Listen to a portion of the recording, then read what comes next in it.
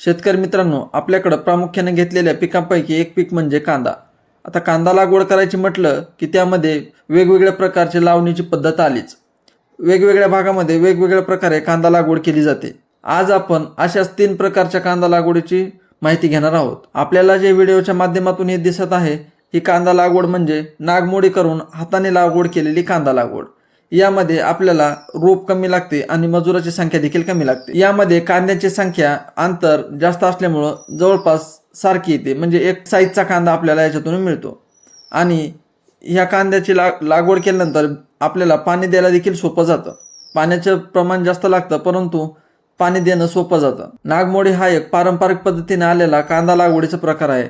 सर्वप्रथम सारे काढून घेऊन त्यानंतर त्याचे नागमोडी वाफे तयार केले जातात आणि आपण जे टाकलेले रोप आहे ते लागवड योग्य झाल्यानंतर त्यामध्ये मजुराच्या सहाय्याने आपण ते हाताने लागवड करतो. सरासरी नागमोडीची जी अंतर असते ते 1 फुटाच्या आसपासचं असतं, त्यापेक्षा जास्त लांब आपण लावत नाही आणि 2 कांद्यामधील अंतर 2-3 इंचापर्यंत ठेवतात.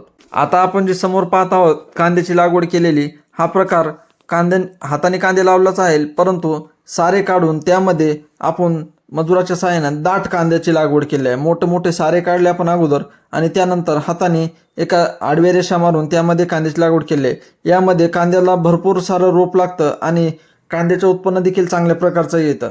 या कांद्यामध्ये आपल्याला जास्त मेहनतीची गरज पडते, कारण या लागवडीसाठी मजुराचा जो खर्च आहे तो जास्त प्रकारचा येतो. हा जे आपण प्रकार पाहतोय हा 3रा प्रकार आहे.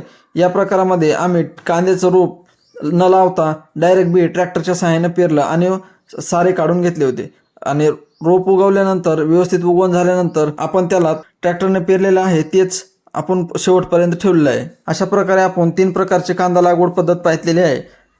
आपल्या भागामध्ये कशा प्रकारचे कांदे लागवड करतात ते आम्हाला कमेंट्समध्ये नक्की कळवा आणि चॅनलला सबस्क्राईब करायला विसरू नका.